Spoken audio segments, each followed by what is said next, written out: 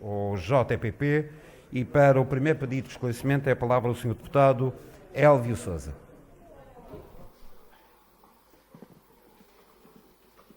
Muito obrigado, Sr. Presidente. Cumprimentar o Sr. Presidente do Governo, membros do Governo, senhoras e senhores deputados, Comunicação Social, madeirenses e porto-santenses. O tema deste debate é oportuno, deve ser, na nossa opinião, sempre relembrado até a exaustão, os direitos dos madeirenses em primeiro lugar e sempre na defesa dos madeirenses. E, naturalmente, também seria oportuno repensar e relembrar que existem temas pendentes para resolver com os madeirenses, como já até aqui a data, ou até agora, foi dito. Mas Vossa Excelência, Sr. Presidente do Governo, relembrou os princípios constitucionais, os deveres do Estado para com as regiões autónomas, nomeadamente desenvolvimento harmonioso de todo o território nacional e as desigualdades estruturais. Afirmou e afirma defender os madeirenses e os interesses na Madeira e os deveres constitucionais. Se desejasse que os princípios do Estatuto Político Administrativo,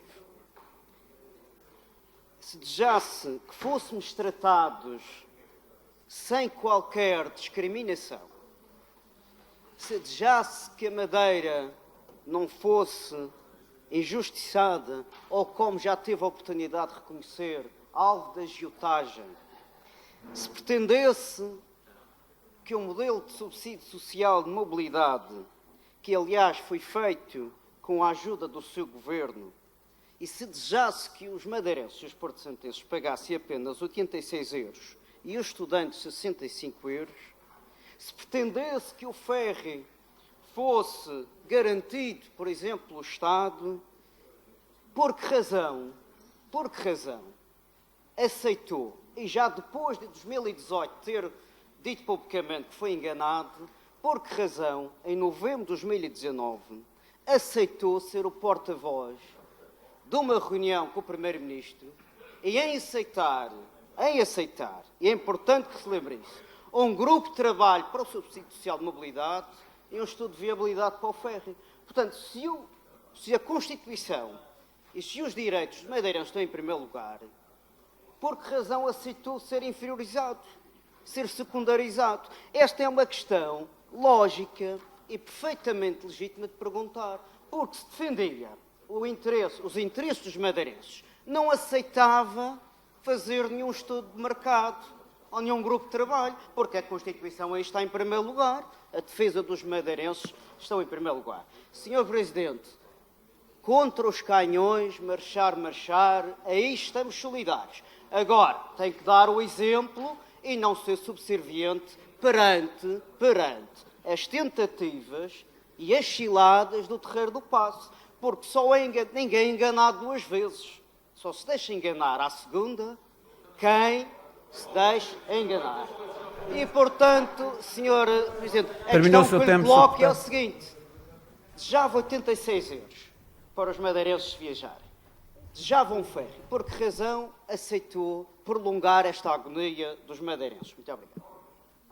Muito obrigado, Sr. Deputado Elvio Sousa. Para responder, tem a palavra o Sr. Presidente do Governo Regional.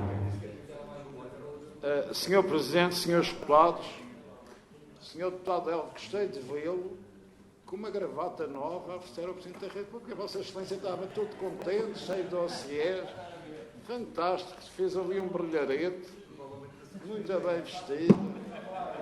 Espero que o Presidente da República tenha esclarecido as dúvidas relativamente à inépcia que temos sido vítimas relativamente aos dossiês pendentes. Mas, Vossa Excelência tem razão.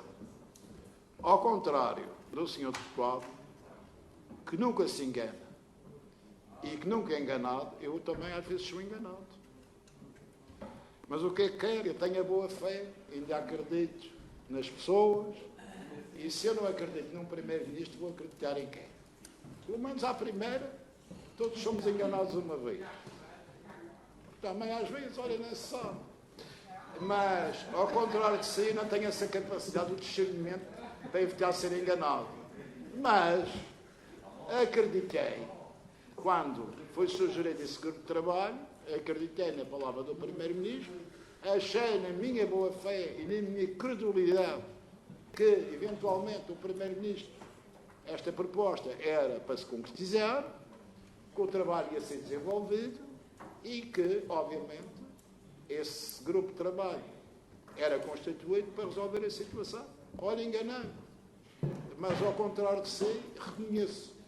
Eu gostava de ter a sua capacidade e a lucidez e a sua perspicácia para nunca ser enganado, mas ainda não consegui. Muito obrigado, Sr. Presidente do Governo Regional. Vai reformular a questão o Sr. Deputado do JPP, Elvio Sousa. Tem a palavra, Sr. Deputado. Obrigado, Sr. Presidente. Há sempre uma luz ao fundo do túnel. Já dizia o Raul Brandão que o melhor das ilhas é as ilhas sempre em frente. Portanto, não podemos desistir dos nossos direitos. Avancemos. Em relação aos assuntos discutidos com o Sr. Presidente da República, são assuntos que preocupam a maior parte da população. Sobretudo, o custo de vida de uma região como a nossa, que padece da insularidade e que é uma obrigação também dos governos regionais atenuarem esses custos. Não só defender aquilo que é um dever e uma obrigação constitucional. Mas há pouco, Sr. Presidente, foi falado aqui a questão das taxas aeroportuárias e, na semana passada, o Sr. Presidente informou aos madeirenses que estaria a renegociar com a ANA a baixa destas taxas aeroportuárias, que, relembro, são as mais altas do país. Eu pergunto que, tendo o Governo Regional sido informado em final do mês passado de um aumento por parte da Comissão Executiva da ANA, de um aumento, uma vez mais, das taxas aeroportuárias, que naturalmente penalizam a competitividade do aeroporto e a economia regional, eu pergunto se tem novidades, nomeadamente daquilo que afirmou relativamente a este assunto, porque a deliberação da Comissão Executiva da ANA refere uma decisão de um aumento médio de 1,15%, mais 14 cêntimos das taxas aeroportuárias da região. E, naturalmente, questiono, uma vez que a região também terá, ao final do 11º ano, a partilha de receitas, segundo o contrato de concessão da ANA, nomeadamente o rendimento dos aeroportos, ou seja, a região vai receber 1% ao final do 11º ano. 1% desta rentabilidade. Eu pergunto-lhe se tem novidades para os madeirenses e os porto-santenses sobre esta situação. Muito obrigado, Sr. Deputado Elvio Sousa. Passo a palavra ao Sr. Presidente do Governo Regional para responder. Sr. Presidente, Srs. Deputados, como eu afirmei, nós continuamos, e designadamente o Secretário do Turismo e Transportes, em negociações com a ANA relativamente a esta questão. E acho que Vossa Excelência, que agora, como se diz na moda, uma influência na política nacional, fui a Belém, devia ter aproveitado desse magistério de influência que está a ter agora sobre os grandes políticos nacionais, devia ter aproveitado aquela harmoniosa espetadinha que teve com o Primeiro-Ministro no Só Espeto. Foram lá todos comer ao Só Espeto, comer uma espetada, convidar o Primeiro-Ministro. Você agora estou cá para lá com as grandes senhoras do regime. Devia ter advertido, a meio entre o bolo do coco e a mendinha, devia ter advertido o Sr. Primeiro-Ministro e agradecia que eu fizesse, uma vez tem a obrigação, eu era um partido de fazer. Vossa Excelência é, neste momento, o político mais influente da Madeira a nível nacional, que falar sobre esta questão, que é uma questão essencial. Agora, também vou dizer, eu acho que mais importante do que a questão das taxas aeroportuárias é trazer a Ryanair para cá. Sim, Vossa Excelência devia agradecer à Ryanair vir para cá e que já levou a exigente a praticar para esses 14 euros. Ou seja, foi um trabalho que nós fizemos e que não foi preciso grandes morros na mesa nem primeiras páginas do Diário de Notícias para se concretizar. Muito obrigado. Usa a palavra agora para um pedido de esclarecimento, porque dispõe de mais tempo, o Sr. Deputado Elvio Sousa, do JPP. Sr. Deputado Elvio Sousa, do JPP, tem a palavra para o pedido de esclarecimento para o qual se inscreveu. Muito obrigado, Sr. Presidente. Gostaria de relembrar ao Sr. Presidente do Governo, que não está, mas fica a mensagem passada, que naturalmente eu não desejo ser o político mais influente. Aquilo que eu desejo apenas, com a maior da humildade possível, é ser um político presente. Porque está mais que visto que ser influente e não ser presente e deixar-se enganar sucessivamente não resulta. Já está mais que visto. E que a presença física, sim, essa é que mexe vontades e mexe com as concretizações dos problemas da população. E ainda ontem o Sr. Presidente da República congratulou-se com as reuniões dos partidos políticos com o Primeiro-Ministro. E aqui fica também uma mensagem ao Sr. Presidente do Governo, que também poderia ter maior solidariedade, mais força no uso da defesa dos direitos da população, se tivesse a humildade e a civilidade tolerante ou a cooperação institucional de ir pelo mesmo caminho e pela mesma direção. Ouvir os partidos antes do Sr. Secretário da Saúde tomar medidas. Isso chama-se democracia. Isso chama-se democracia. Entretanto, para terminar, gostaria também de relembrar que existem também madeirenses e políticos nesta casa têm duas caras, porque votam a favor aqui dos interesses dos direitos dos madeirenses, mas na Assembleia da República votam contra. São os traidores, são os traidores. Portanto, e nós também não vamos branquear esta situação.